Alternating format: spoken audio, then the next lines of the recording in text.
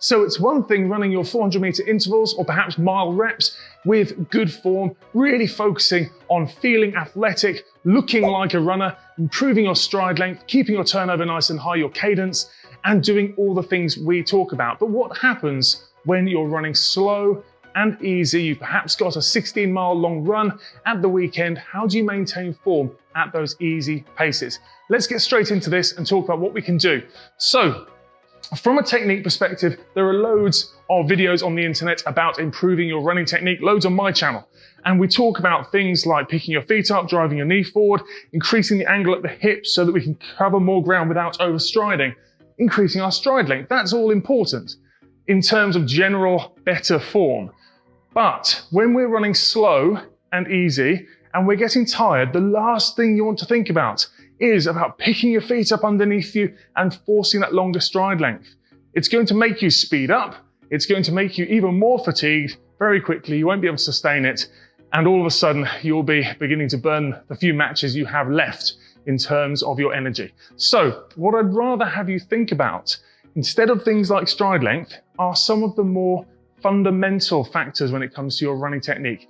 Things like your posture. So when we get tired, things we often see from runners is they go from having a nice upright posture to a point where they start to hinge forward at the waist somewhat. The shoulders go from being kind of back and down, big open chest, to a point where the shoulders are rounded forwards and they're starting to round through their thoracic spine here. So we're in this kind of position, butt out, shoulders forward. Instead, what I'd rather have you think about as you get tired is starting from a top-down perspective to think about your posture. We're going to think about, rather than allowing the chin to reach forward, which is all part of the process that starts from top down, this kind of C-shaped posture, we're going to think about just tucking the chin in slightly, holding head on shoulders. Think about running with a long neck. We've mentioned that in a video before here on the channel as well. So head position, really important. Head on shoulders, long neck. From there, think about just gently pulling your shoulders back and down as you leave the actual shoulder joint nice and relaxed. I want you to think about just gently swinging, driving back with the arms. We'll come on to that in a second. The next thing posturally is just to think about holding your hips up and forwards. You can gently draw the belly button in, help you engage your core a little bit. But if we think hips up and forwards as we're running, rather than allowing yourself to sink back and down into this position, then it'll be a lot easier to keep yourself landing over the top of that landing foot. Now, when it comes to that landing foot, when it comes to your foot strike and your stride length, as we slow down, as we get fatigued, again, it's normal to do so, but as we slow down, one of two things tends to happen. We either slow down by dropping our cadence, so we're making fewer strides in the minute, where it begins to feel a bit ploddy, a bit heavy underfoot, or we slow down by reducing our stride length. Now, in reality, both happen at once, but usually people either bias cadence or they bias stride length. What I would rather see from a runner, as you start to get tired on your long run, is that you maintain your cadence. You keep your cadence elevated.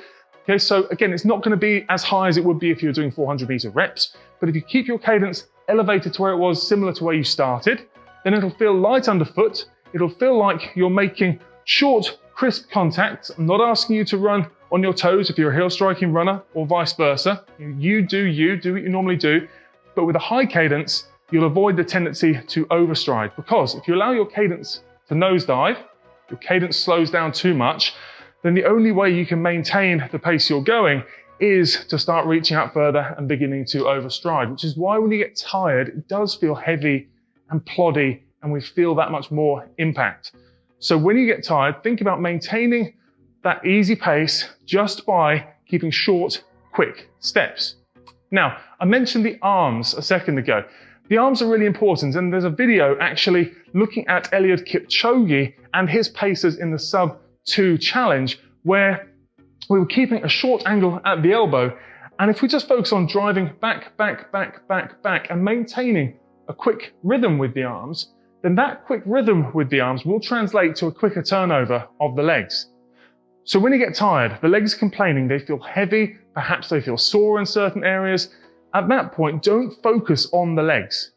Focus on how you're holding yourself posturally, and focus on the rhythm that the arms are setting knowing that the legs will follow, it'll help you keep that cadence nice and high, help you maintain that light contact underfoot, and that will help you continue forwards with good form as you're running at that long, slow, easy running pace.